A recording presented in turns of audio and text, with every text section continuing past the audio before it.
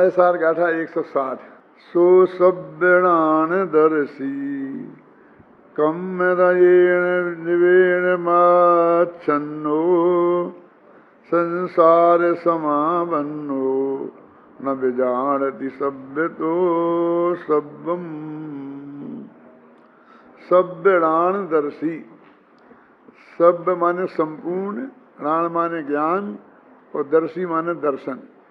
उणान दर्शी माने सर्वज्ञ और सर्वदर्शी। जो सो सब्यणान दर्शी माने जो सर्वदर्शी सर्वज्ञ भगवान है आत्मा। इस आत्मा की बात है, त्रिकाली ध्रुव की बात है, पर्याय की बात नहीं है। सर्वदर्शी और सर्वज्ञ जो भगवान आत्मा है, कर्म रयेण नयेण आवच्छन्नो, कर्म रज से आच्छन्न होकर संसार समावन्नो, संसार अवस्था को प्राप्त होता है। तो क्या हानि होती है इसकी कि जो उसका सर्वदर्शी और सर्वज्ञानी स्वभाव है वो प्रकट नहीं होता।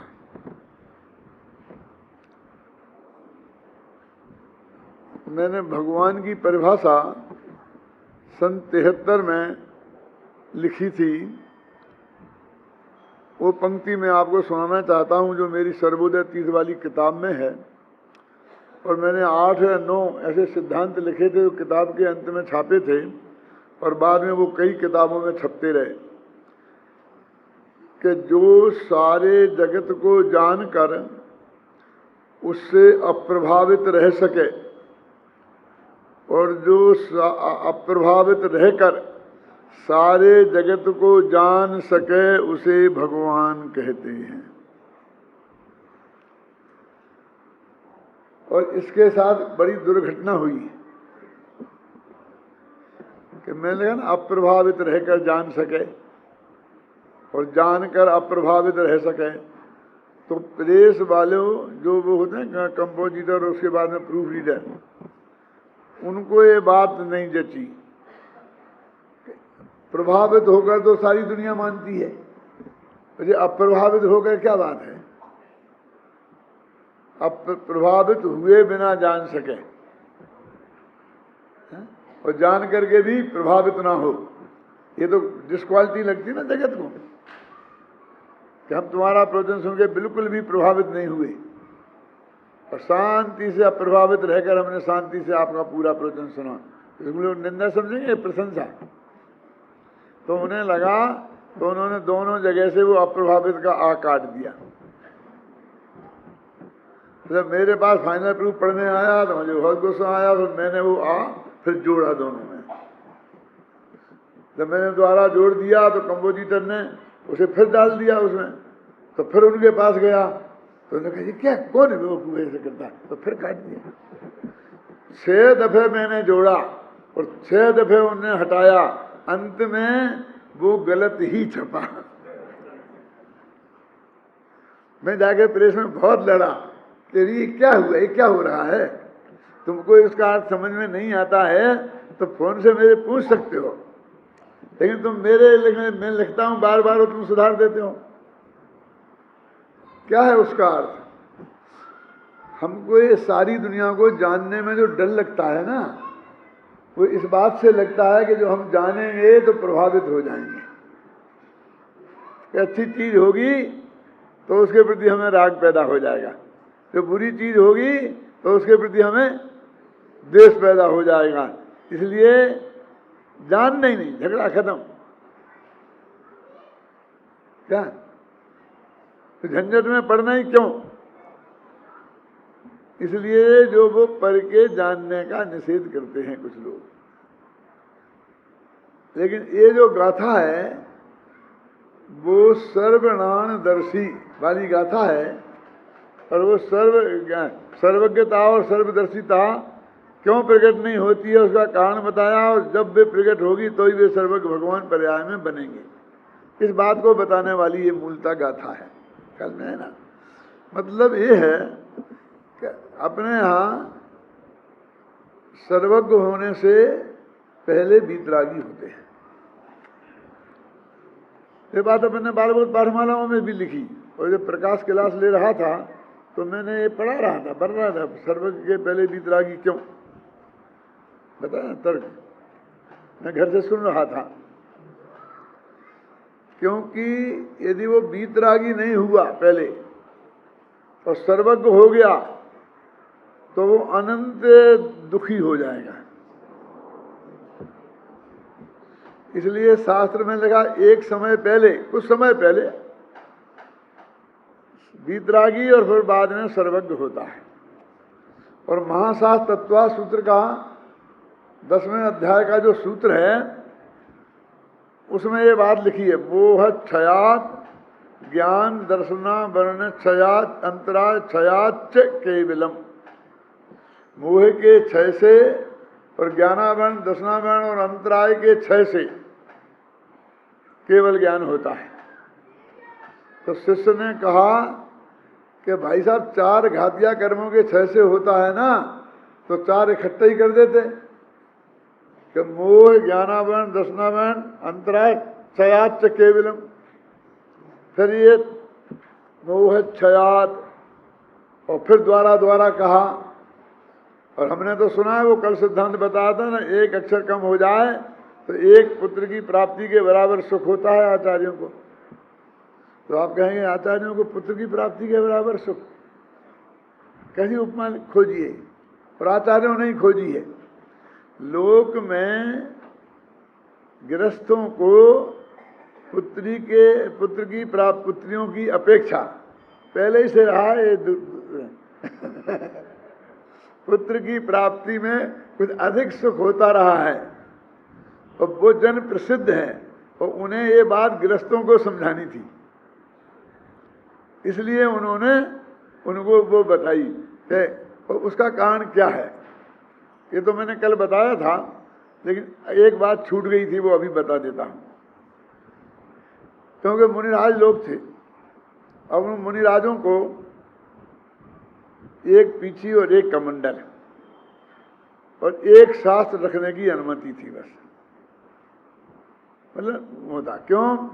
क्योंकि वो स्वयं अपने साथ इससे ज्यादा नहीं ले सकते, और दूसरा उनको लेके चले तो वो स्वाधीनता नहीं रहती है, वे जहां चाहे वहां नहीं जा सकते, समझे ना।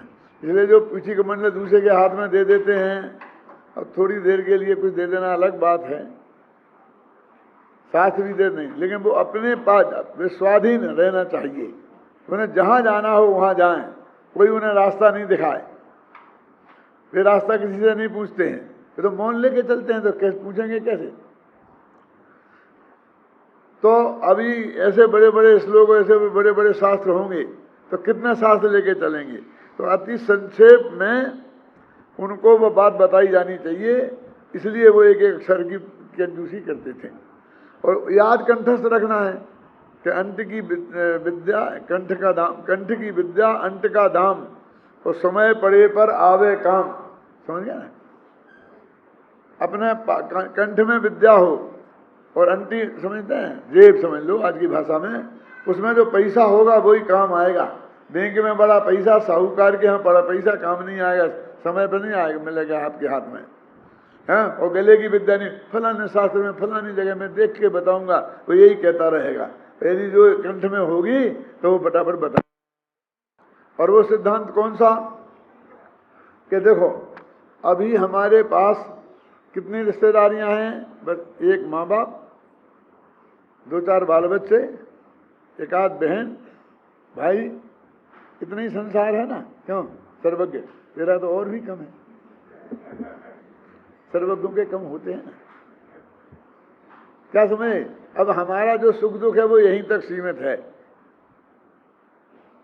आपने सुना होगा चक्रवर्तियों को सूतक नहीं लगता, सुना कभी? अपने को जो सुआ सूतक लगता है ना, चक्रवर्तियों को नहीं लगता। तो ये तो अच्छी बात नहीं है कि उनने अपने लिए सुविधा रख ली। अरे भाई 96,000 पत्नियां, हजारों बेटे, इतना बड़ा परिवार, रोजीना 1-आध बच्चा पैदा हो रहा है, रोजीना 1-आध मर रहा है, तो लग ही रहा है। पूरे जयपुर का हमको सूतक लगने लग जाए तो कौन सा दिन ऐसा होगा कि जिसने सूतक नहीं होगा। क्यों? उठाओ राजस्थान पत्रिका तो 100-200 की तिया की बैठक और फलाने के समाचार आते ही रहते हैं ना। तो जयपुर जैसा इतना बड़ा परिवार जिस चक्रवर्ती का होगा, यदि उसे लगने लग जाए सुआ सूतक तो एक दिन भी नहीं बचेगा। एक तो ये कारण है, और दूसरा कारण ये है कि वो इतना ज़्यादा होता है ना, तो वे अपने बच्चों के नाम तक नहीं जानते वे भूल जाते हैं, कर जाते हैं। कहाँ उतना ही राग भी कम होता है। एक बच्चे की माँ जितना मरती है बच्चों के पीछे, 10 बच्चों की माँ उतना नहीं मरती है। फर्क पड़ता है कि नहीं पड़ता है?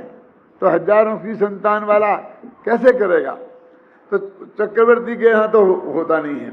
अपनी बात क्या चल रही थी कि वो हमें एक भव के माँ बाप और बाल बच्चों की हमें चिंता है, उनके सुख दुख ही हम सुख दुख हैं। और फिर केवल ज्ञान होने में अनंत भवों के बाल बच्चे और माँ बाप और सारे रिश्तेदार। तो मैं पूछता हूं कि इस लोक में कौन मेरा रिश्तेदार नहीं है, ये पोजीशन खड़ी हो जाएगी। और किसका क्या नहीं होगा, सबका अपने पुण्य पाप के अनुसार अच्छा बुरा तो होगा ही ना। पैदा होने वाले मरेंगे भी, बीमार भी होंगे, तो फिर रोजाना बैठ के रोते ही रहो। इसलिए वो पता चलने के पहले पूर्ण वीतरागी होना चाहिए कि कोई फर्क ही नहीं पड़े। मान लो पहले भव की कोई अम्मा उसकी और नरक में डंडा खा रही हो, तो मोक्ष छोड़ के भगने की, नरक में जाने की इच्छा होगी उसे बचाने के लिए, हैं? पहले भव की कोई अपनी एक आध बहन और उस भव में उसके कोई गुंडे उसकी इज्जत लूट रहे हों, ख्याल में आप समझ रहे ना, कई दुशासन उसकी साड़ी खींच रहे हों, तो दौड़ करके वहां मोक्ष छोड़ के वहां भागने की पड़ेगी। और नहीं भाग पाएंगे तो वहीं बैठे बैठे रोएंगे। यानी पहले इतने वीतरागी हो जाएं कि जगत में कुछ भी क्यों ना हो, उनके अनंत सुख में रंच मात्र भी खलल नहीं पड़े। समझ में ना? तो ही उन्हें अधिकार है, तो ही होना चाहिए केवल ज्ञान। इसलिए नहीं होता। अब मन पर ज्ञान क्यों? अभी देखो, सब एक दूसरे के मुंह पे एक दूसरे की बुराई करते हैं तो हमें कितना बुरा लगता है। कुछ दिन फिर हमारी नींद खराब हो जाती है। कोई आदमी 2 गालियां दे देवे, ये कर देवे, ये कर देवे, तो और मन में तो कितने लोग गालियां देते रहते हैं, क्यों?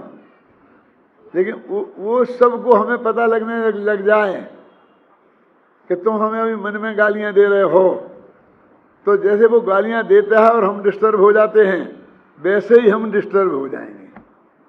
अभी हम प्रेम से प्रवचन कर रहे हैं और आप लोग सुन रहे हैं। अब बहुत लोगों के मन में आ रही होगी कि ये कब खत्म करें, तो बोलते ही जाता है, बोलते ही जाता है।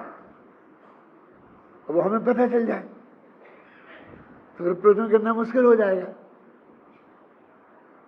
हो जाएगा कि नहीं हो जाएगा?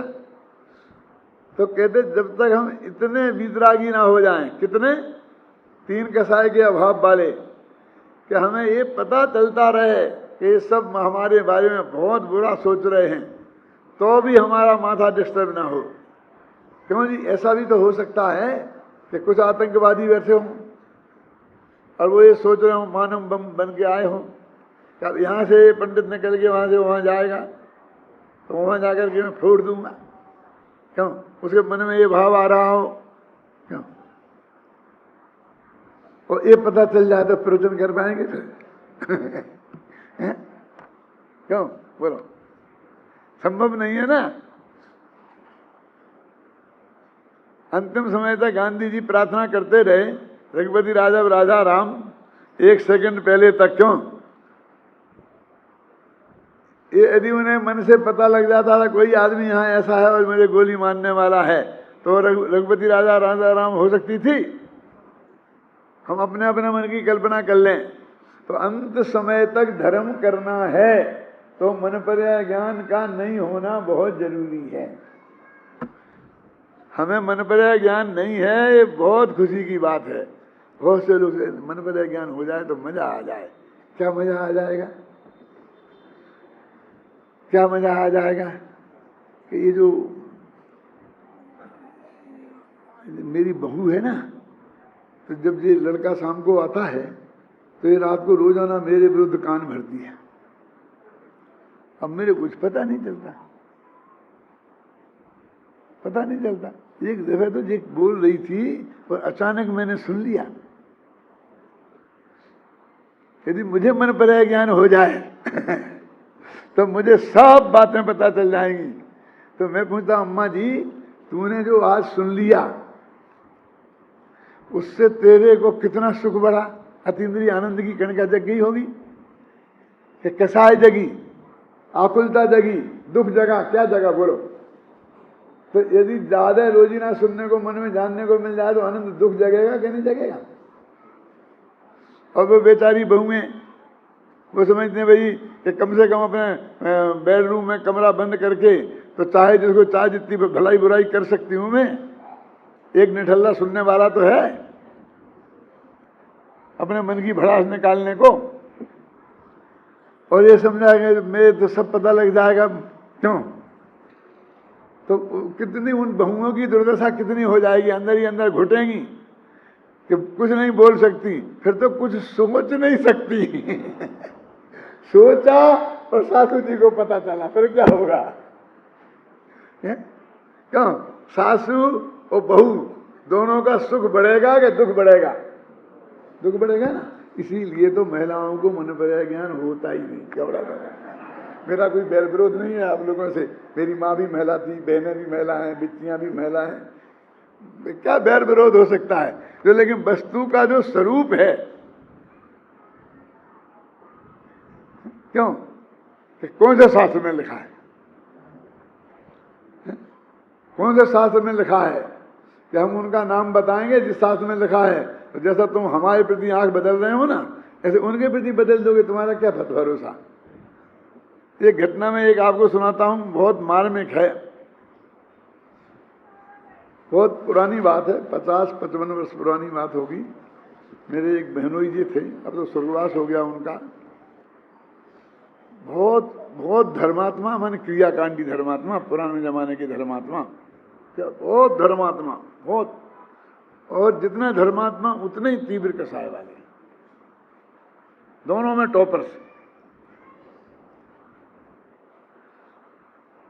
तो व्यवहार के पक्ष के होते ही मैं प्रवचन करता था, विरोजिना सुनते थे सभा में।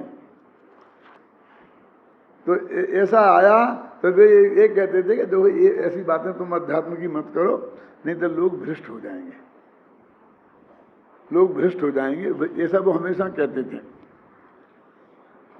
मेरे एक साथी थे, अभी वो हैं भाग्य से जिंदा, तो उनने, मैंने तो नहीं बोला, मैं तो जानता था कि कोई फायदा नहीं है बोलने से, लेकिन उनने कह दिया, टोडरमल जी की वो पंक्ति दोहरा दी कि गधा मिश्री खाने से मर जाए तो सज्जन तो मिश्री खाना छोड़े नहीं। ये टोडरमल जी ने लिखा है। ऐसा कहा तो मैंने उनका मुंह पकड़ा, मत बोलो मत बोलो। क्यों? उन्हें इतना गुस्सा आया तो वो बोले, कहने वाला गधा और लिखने वाला मैंने कहा भैया मैं तुमसे कहता हूं मत बोलो, मैं जानता था, मुझे भी ये याद था अभी तो मैं ही कहता फिर वो टोडरमल तक पहुंचा। मैं तो उनका साला था और वे मेरे पिताजी की उम्र के थे, मेरी वो बहन भी मेरी माँ की उम्र की थी, इसलिए मेरे से तो वे कुछ भी कह सकते थे। और मैं 18, 19, 20 वर्ष का होऊंगा, 1-2 वर्ष शादी के लिए हुए होंगे, अप्पा होए तो होए, परमात्मा तो था ही नहीं, तब की बात है घटना। मैंने कहा ये टोडरमल जी आप जानते होंगे, दूलीचंद जी, हाँ, तो यदि हम आचार्यों के नाम बताएंगे तो हम पे गुस्सा आ रहा होगा, तो उन पे गुस्सा आ जाएगा। कहाँ लिखा, कौन से आचार्य ने लिखा? क्यों कि महिलाओं को मन पर ज्ञान नहीं हो सकता? आजकल तो सब महिलाएं टॉप कर रही हैं। कैसे नहीं हो सकता है? जो पुरुष कर सकते हैं वो महिलाएं भी कर सकते हैं। आज तो इसका जमाना है। अरे भाई शास्त्र में ये तो लिखा है ना, छठवें गुणस्थान के ऊपर ही मना पर्याय ज्ञान होता है और महिलाओं के पंचम गुणस्थान से ऊपर नहीं होता। हो गया ना उसका अर्थ? अब किसी एक आचार्य का नाम लेने की क्या जरूरत है? अरे आपको मन पर ज्ञान नहीं हो सकता है, आपका सौभाग्य है, दुर्भाग्य नहीं।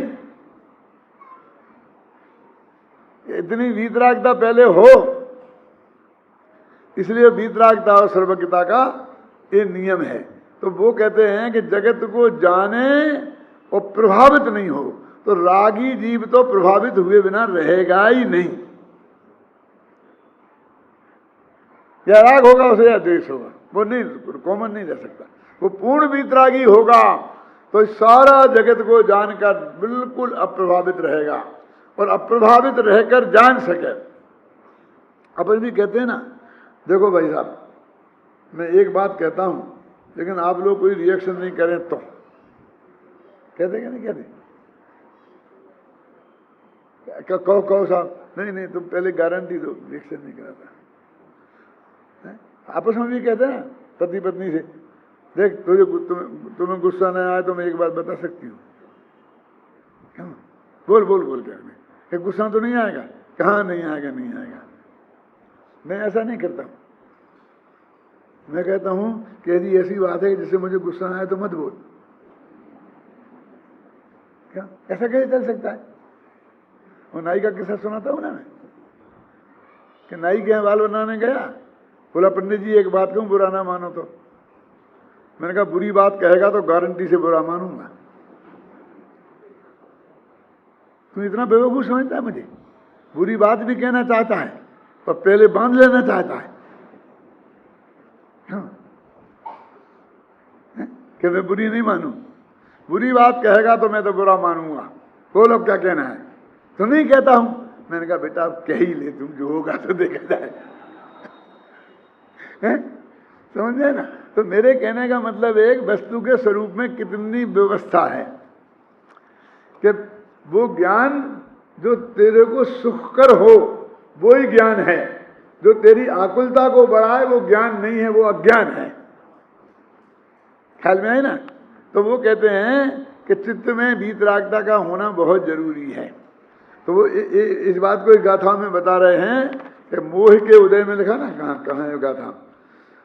संसार कम रेण आछन्नो, कर्म रूपी रस से आछन्न ये आत्मा, यद्यपि उसका स्वभाव सबको लोकालोक को जानने का है, लेकिन वो उस लोकालोक को जानने रूप परिणमित नहीं होता है।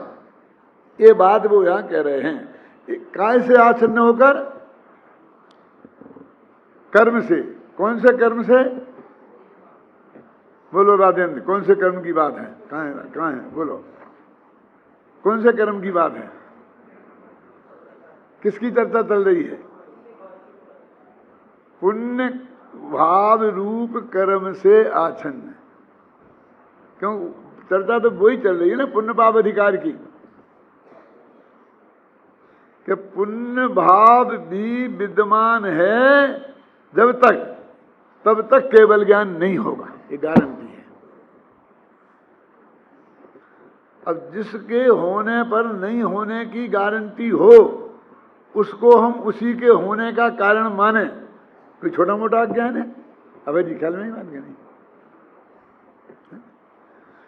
मैंने धर्म के 10 लक्षण में लिखा है, यदि हड्डी अपवित्र है तो वह तेरी नाही, और खून भी असुचि है यह पुद्गल पर छाई।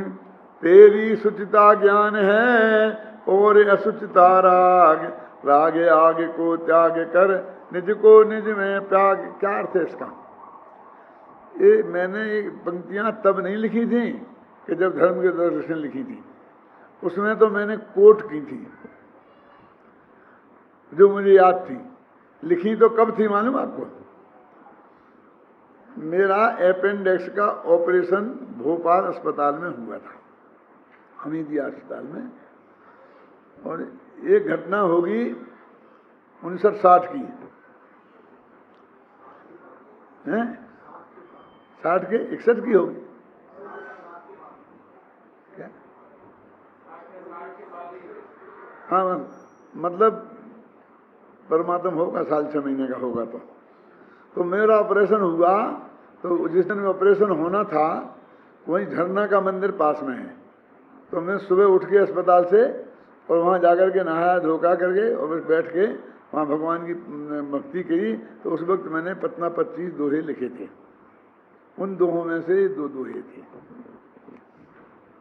है ना। क्या है इसका अर्थ कि यदि हड्डी अपवित्र है तो तेरा क्या बिगाड़ा उसने। वो अपवित्र हड्डी की मौजूदगी में केवल ज्ञान हो जाता है। यदि खून अपवित्र है तो खून की मौजूदगी में केवल ज्ञान हो जाता है। यदि खून भी अशुचि है तो वह पुद्गल परछाई। लेकिन रंच मात्र भी राग, गुरुदेव की भाषा में जे भाव एक तीर्थंकर गोत्र बना है, ऐसा भी भाव वो रंच मात्र 10वें गुणस्थान में होने लायक राग जिसकी हम कोई उदाहरण ही नहीं दे सकते, क्योंकि 10वें गुणस्थान वाला बाहर में कुछ बोलता चालता नहीं है। जो ये उदाहरण तो बहुत, ये तीर्थंकर प्रकृति बंधे और ये जो उदाहरण है तीर्थंकर प्रकृति बंधे, उस भाव से भी शुद्ध राग है। क्यों बोलो प्रकाश, तुम बता सकते जल्दी। तीर्थंकर प्रकृति 8वें गुणस्थान के 14 भागों में से 6वें भाग तक बनती है, समझ में आई कि नहीं। और ये 10वें तक रहता है। अब जी आई ख्याल में, सबको समझा दूं। ऐसा है नियम कि तीर्थंकर प्रकृति का बंध 4वें गुणस्थान से शुरू होता है और 8वें गुणस्थान के 14 टुकड़ा करो और उनमें से 6 टुकड़े तक तीर्थंकर प्रकृति बनती है। उसके बाद बंधना बंद हो जाती है। और राग उसके बाद भी बंधी थी तो राग से ही है, राग देश से ही बनती है ना। अब वो उसके ऊपर भी राग तो है ना, तो वो जिस भाव से तीर्थंकर प्रकृति बंधे उससे भी ज्यादा निर्मल अच्छा है यदि तो अच्छा होगा ना, है? देखिए वो 10वें गुणस्थान के अंत तक रहने वाला राग, वो भी हो तो केवल ज्ञान नहीं होता शेष का।